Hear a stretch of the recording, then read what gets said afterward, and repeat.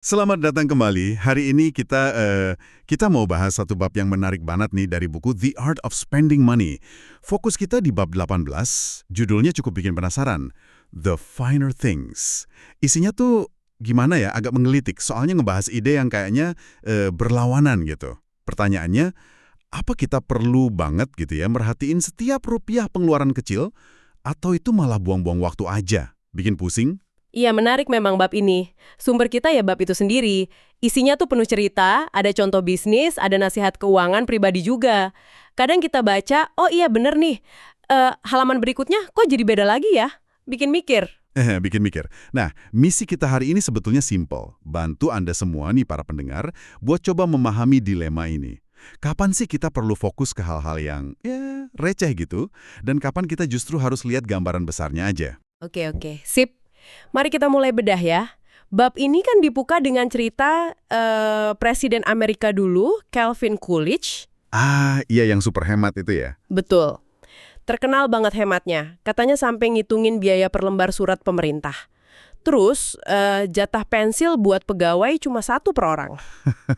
Kedengarannya agak gimana gitu ya, ekstrim banget. Tapi pasti ada alasannya kan? Iya, di permukaan emang kelihatan ekstrim. Tapi, nah, yang bikin cerita Coolidge ini penting, dan ini ditekankan penulisnya, itu skala dampaknya. Penulisnya nunjukin fakta yang lumayan mengejutkan loh. Jadi, biaya surat menyurat pemerintah waktu itu, yang per lembarnya mungkin kelihatan sepele, ternyata totalnya bisa nyampe hampir 7% dari seluruh anggaran federal Amerika. Wow, 7%? Iya, 7%. Itu kan angka gede banget. Gede banget itu. Makanya, tindakan Coolidge itu, meskipun kelihatannya obsesif sama hal kecil, sebetulnya dia nyasar pos pengeluaran yang, ya secara total itu gede. Ini nunjukin prinsip penting. Pengeluaran kecil, tapi sering, kalau volumenya masif, ya jadi signifikan banget. Iya. 7% anggaran negara cuma buat surat itu benar-benar ngubah cara pandang sih soal pengeluaran kecil. Dan ada contoh lain kan yang lebih gila lagi ya, soal John W. Rockefeller. Ah iya, si Raja Minyak. Dia kan pernah ke pabriknya, terus nanya ke manajernya, berapa tetes solder sih buat nutup 1 kaleng minyak tanah? Dijawab, 40 tetes. Terus? Si Rockefeller, ini dengan alurinya yang efisien itu, nanya balik, udah pernah coba 39 tetes belum? Hahaha, detail banget ya. Detail banget. Ternyata dicoba, 39 tetes cukup.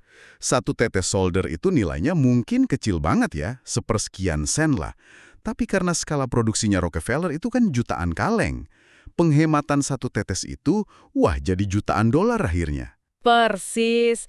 Contoh Rockefeller itu ya ilustrasi klasik lah. Perubahan mikro, dampaknya makro, kalau skalanya gede banget. Nah, penulisnya terus narik hubungan nih dari cerita industri ini ke keuangan kita sehari-hari. Terutama soal aset besar, kayak rumah. Kita tuh seringnya fokus ke harga beli, terus nanti harga jualnya berapa ya. Iya benar. Tapi suka lupa ngitung biaya kepemilikannya. Pajak bumi bangunan, biaya perawatan, ada aja nanti perbaikan, asuransi. Itu semua kan tetesan kecil yang pelan-pelan tapi pasti bisa aja ngegerus untung investasi properti kita. Nah, di sini penulis nekenin bedanya price sama cost. Harga beli di awal itu price, tapi cost itu biaya total selama kita punya. Price versus cost. Itu penting banget ya bedanya. Iya, dan seringkali cost yang tersembunyi nih yang nentuin hasilnya nanti. Bener banget. Sering luput emang. Ini jadi ingat analogi lain yang dibahas juga di bab ini. Yang mungkin lebih dekat sama kita sehari-hari ya. Analogi kopi latte sama Ferrari. Oh, yang itu. Iya. Ada cerita populer kan katanya ada konsultan keuangan ngitungin buat temennya. Kalau si temen ini berhenti beli kopi latte tiap hari, ya anggaplah 30 tahun gitu, terus uangnya diinvestasiin. Nanti di akhir periode itu, dia bisa beli Ferrari. Secara hitungan masuk akal ya. Secara matematis sih ya. Tapi, lucunya pas ditanya balik, oke, kalau gitu Ferrarimu mana? Si konsultan diem aja. Kena skakmat ya. Iya, ternyata dia sendiri juga punya bocor-bocor halus lain di anggarannya. Pesannya sih, ya hampir semua orang punyalah pengeluaran kecil tapi rutin yang kalau dijumlahin jadi gede juga. Tepat sekali. Dan di balik cerita latte Ferrari itu kan ada konsep ekonomi yang kuat banget sebetulnya. Namanya opportunity cost, biaya peluang. Biaya peluang? Intinya kan setiap uang yang kita keluarin hari ini buat sesuatu, itu artinya kita kehilangan kesempatan buat pakai uang itu untuk hal lain, termasuk buat investasi biar tumbuh. Warren Buffett itu contoh ekstrimnya nih. Dia terkenal ngitung nilai uang sekarang itu berdasarkan potensi nilainya nanti di masa depan kalau diinvestasiin. Jadi gimana tuh contohnya? Ya misalnya potong rambut hari ini $10.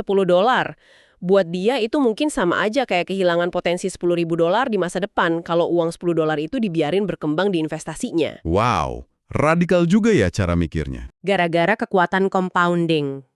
Wah, cara pandang kayak Buffett sama Davis itu emang bisa ngubah total ya cara kita lihat nilai uang. $1 sekarang bukan cuma $1. Tapi nah, disinilah bab ini jadi makin makin kompleks.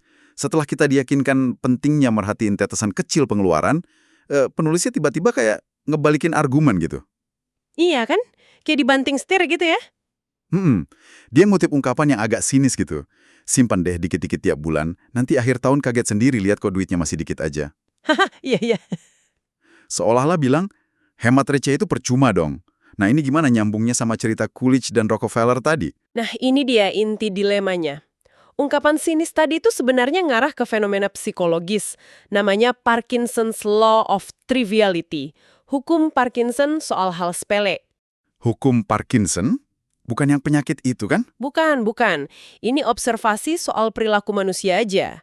Intinya gini, jumlah waktu dan perhatian yang kita kasih ke suatu masalah, itu seringnya berbanding terbalik sama tingkat kepentingan atau nilai uangnya.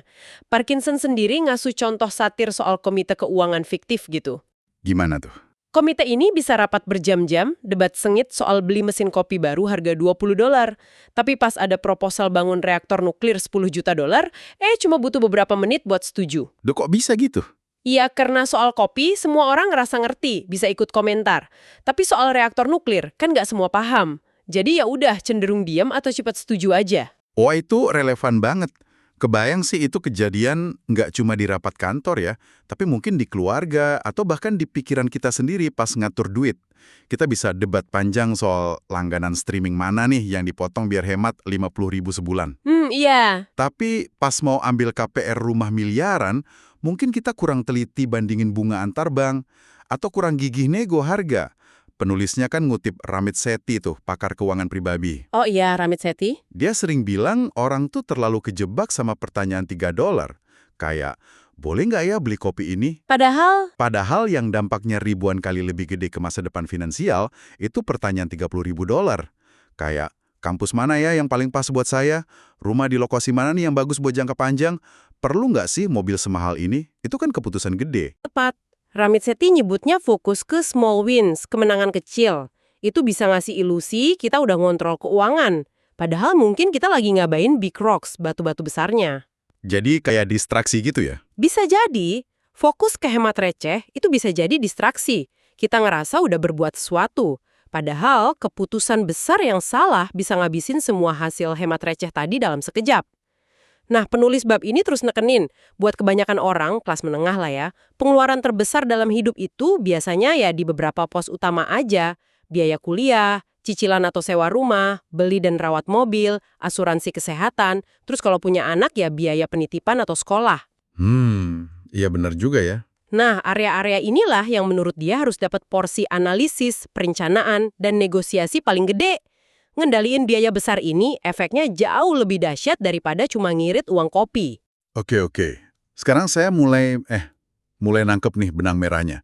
Tapi juga konfliknya ya. Di satu sisi, kita punya bukti kuat dari Coolidge, Rockefeller, kalau memperhatikan detail kecil itu bisa ngaruh banget. Apalagi ada efek akumulasi, opportunity cost. Betul.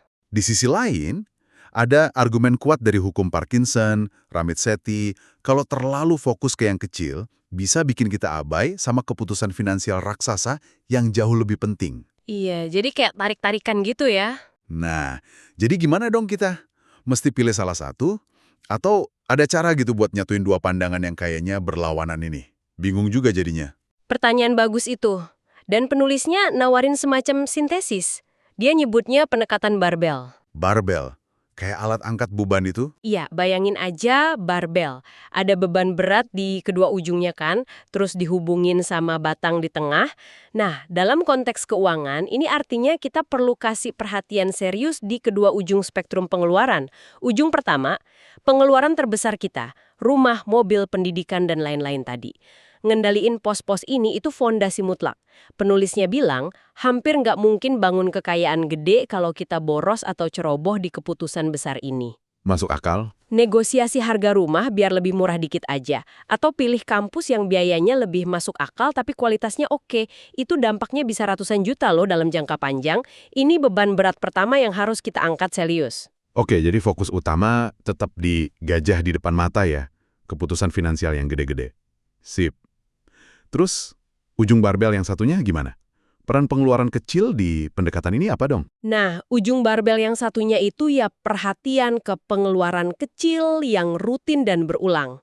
Meskipun kita udah berhasil ngendalin yang gede-gede, penulisnya bilang, tetap susah buat maksimalin pertumbuhan kekayaan kalau kita biarin bocor-bocor kecil terus-terusan tanpa kontrol. Nah, balik lagi ke situ ya. Iya. Ingat efek compounding dari opportunity cost tadi kan? Kebiasaan belanja impulsif kecil, langganan nggak kepake, biaya bank yang nggak perlu, itu semua, meskipun kecil per transaksinya, kalau numpuk bertahun-tahun, ya bisa lumayan juga ngegerus potensi pertumbuhan aset kita. Jadi ini bukan berarti kita mesti ngitungin tiap tetes holder kayak Rockefeller ya di hidup kita, tapi lebih kebangun kesadaran sama sistem. Sistem buat ngelola pengeluaran kecil secara wajar aja. Misalnya, ya otomatis transfer ke tabungan tiap gajian, atau bikin anggaran kasar buat beberapa kategori pengeluaran, atau review rutin lah langganan sama biaya-biaya tetap. Jadi ini bukan pilihan antara fokus ke yang besar atau fokus ke yang kecil ya? Iya. Tapi lebih ke kombinasi cerdas gitu ya. Fokus gede ke yang besar, tapi tetap waspada sama pola pengeluaran kecil yang berulang. Betul. Kendalikan fondasi utamanya, rumah, mobil, pendidikan, tapi jangan biarin keran kecil bocor terus. Gitu ya. Tepat sekali. Ini kedengarannya lebih seimbang sih. Lebih realistis daripada milih salah satu ekstrim. Iya, pendekatan barbel ini ngakuin kebenaran di kedua sisi argumen tadi. Ngelola pengeluaran besar itu ngasih dampak paling gede dan paling cepat. Terus, ngelola pengeluaran kecil secara konsisten itu bantu maksimalin potensi tumbuh jangka panjang, sama ngebangun disiplin finansial juga. Jadi butuh kesadaran lebih ya? Iya, butuh tingkat kesadaran finansial yang lebih tinggi. Kita perlu tahu mana keputusan finansial yang benar-benar besar buat hidup kita, dan mana pengeluaran kecil yang potensial jadi gede karena sering. Ini juga butuh kemampuan buat nentuin prioritas yang jelas, sesuai sama tujuan finansial jangka panjang Anda tentunya. Nggak ada formula pasti sih, karena besar dan kecil kan bisa beda-beda buat tiap orang. Ini benar-benar nekenin judul bukunya ya, The Art of Spending Money, Seni Mengeluarkan Uang. Ternyata emang lebih kayak seni ya daripada sains eksak gitu. Nggak ada satu rumus buat semua orang. Benar.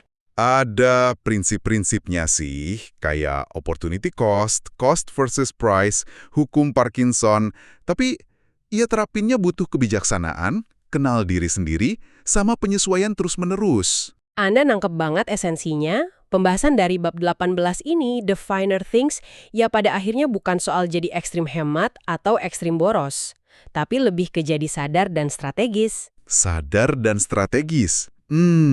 Paham di mana letak daya ungkit paling besar dalam keputusan finansial Anda, sambil tetap ngehargain gimana kebiasaan kecil itu ngebentuk hasil jangka panjang. Kuncinya ya nemuin keseimbangan yang pas buat situasi Anda, nilai-nilai Anda sama tujuan finansial Anda pribadi. Mungkin buat seseorang, ya nikmatin kopi latte tiap hari, itu biaya kebahagiaan kecil yang sepadan. Asal keputusan finansial besarnya udah bener. Buat orang lain mungkin nggak. Diskusi yang, mencerahkan banget ini. Ngasih kerangka berpikir yang berguna buat ngevaluasi kebiasaan belanja kita sendiri nih. Nah, sebagai penutup nih, mungkin ada satu pertanyaan reflektif yang bisa Anda, para pendengar kami, bawa pulang dari pembahasan kali ini ya. Coba deh, lihat lagi cara Anda ngelola keuangan selama ini.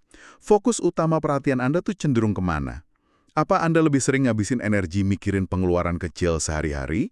Atau justru lebih banyak waktu buat ngerencanain dan evaluasi keputusan finansial besar kayak rumah, investasi, atau karir? Pertanyaan bagus itu. Dan yang paling penting, alokasi fokus perhatian Anda itu udah benar-benar dukung dan percepat langkah Anda ke tujuan finansial jangka panjang yang Anda impikan belum? Oke deh, terima kasih banyak sudah menyimak pembahasan mendalam kita kali ini ya, soal seni mengelola pengeluaran besar dan kecil. Semoga ada manfaatnya. Sampai jumpa di penjelajahan sumber-sumber pengetahuan menarik berikutnya.